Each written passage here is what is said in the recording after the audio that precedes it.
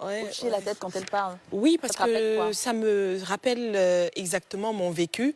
Et j'ai l'impression que beaucoup de parents africains pensent qu'ils peuvent aimer leurs enfants à distance. C'est ça. Ou alors ils peuvent aimer leurs enfants dans leur cœur ou manifester ça ailleurs qu'auprès de l'enfant. Mais je pense qu'il y a toute une rééducation à faire de la communauté africaine, de réapprendre aux gens comment être parent. Parce qu'être parent, il ne suffit pas juste de donner naissance à un enfant. Moi, je me souviens, dans une interview, on m'a donné l'impression que j'encourageais la limitation des naissances.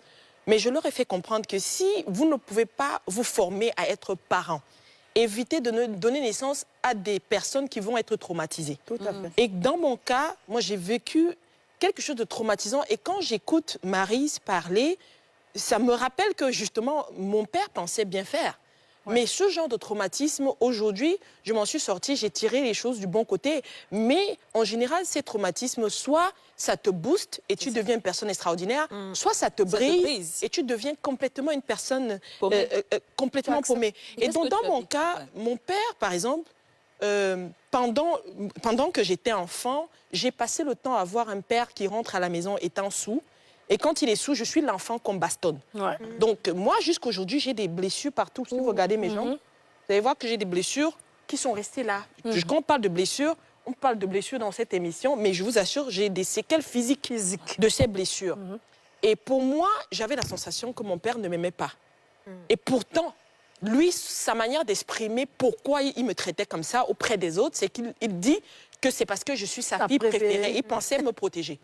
Et donc, la seule fois où mon père m'a pris dans ses bras, c'est quand j'avais 2 ans et on avait répudié pour des problèmes toujours familiaux, là, des tribus et tout ça. Ma mère a été renvoyée du village de mon père. Elle est rentrée dans son village avec nous. Et donc, mon père est venu nous rendre visite un jour. Il m'a pris dans ses bras, il m'a soulevé en l'air comme ça. « Ah, comment ça va ?»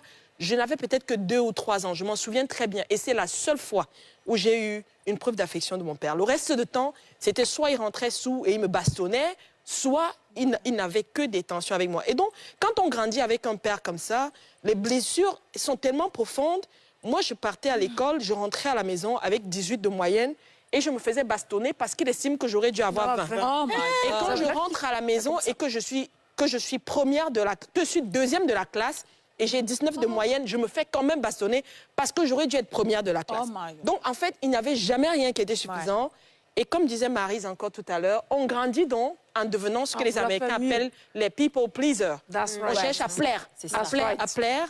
Et j'ai passé ma vie donc à chercher un père auprès des